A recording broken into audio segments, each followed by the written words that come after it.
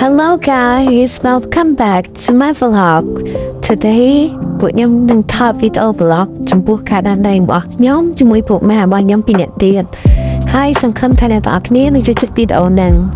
ចង់យើងទៅមើលសកម្មភាពខាងអ្នកទាំងអស់គ្នា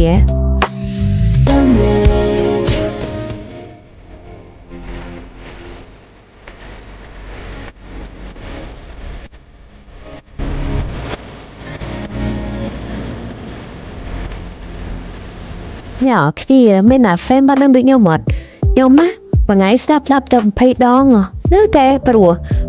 obsessed ជាមួយ ម៉ាក់ Ariana Grande មកអូនអ្នកគ្នាពួកម៉ាក់ខ្ញុំវាមកដល់ទេចាំយើងទៅមើលវាទាំងអស់គ្នាដំបូងយើងត្រូវដើរទៅបើកទ្វារឲ្យពួកវាចូលមកបន្ទប់យើងសិនចឹងចិត្តមើលកៅអៅវាថ្ងៃហ្នឹងនិយាយអីមកខ្លះ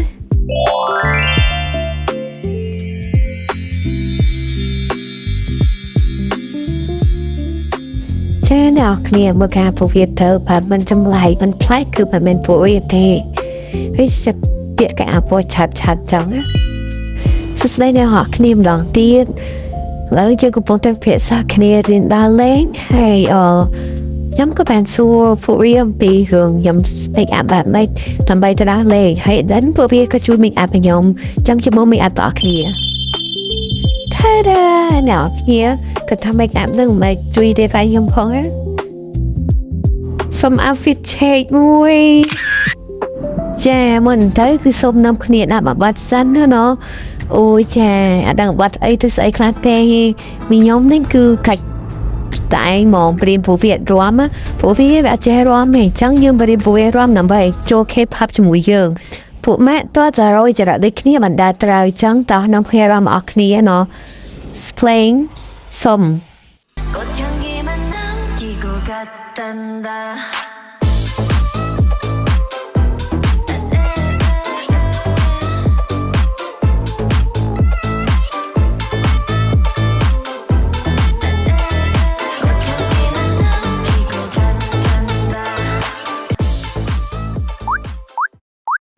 ចាឥឡូវហ្នឹងគឺពួកយើងគឺបានមកដល់សួនផ្កាឈូករ័តហើយ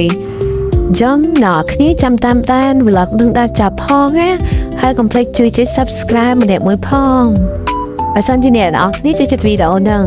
ចង់ឲ្យទៅមើលពួកម៉ាក់ខ្ញុំពីរនាក់ហ្នឹងមកវាថតរួចឲ្យគ្នាពួកហ្នឹងវាមកអត់ទាន់ទេឃើញអត់វាមកមិនទាន់នេះគឺនៅពេលចាប់ទិញទូរស័ព្ទនឹងគេមកថតយកវាហើយច្រើនណាស់ខ្លះដូចអញ្ចឹង comment ផងមកចាឥឡូវយើងមកមើលទេសភាពនៅសួនផ្កាឈូករ័តនឹងហ្មងគឺស្អាតខ្លះមែនតើអ្នកទាំងអស់គ្នាចង់បាន ID អាច comment បាន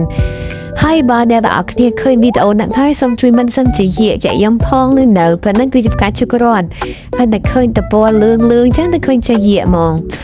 ហើយផ្កាឈូករ័តគេណែមកគេធ្វើស្អាតមែនតើអ្នកទាំងអស់គ្នាតែមកគឺយើងនៅផ្ទះដើរមើលជុំវិញសួនផ្កាអីចឹងថាដើរពួកខ្ញុំគេឃើញគេចាក់មួយកញ្ចក់គឺគេធ្វើតែឲ្យយើងឆ្លើយអីចឹងណាពួកខ្ញុំអត់ចាំយូរទេគឺនាំគ្នា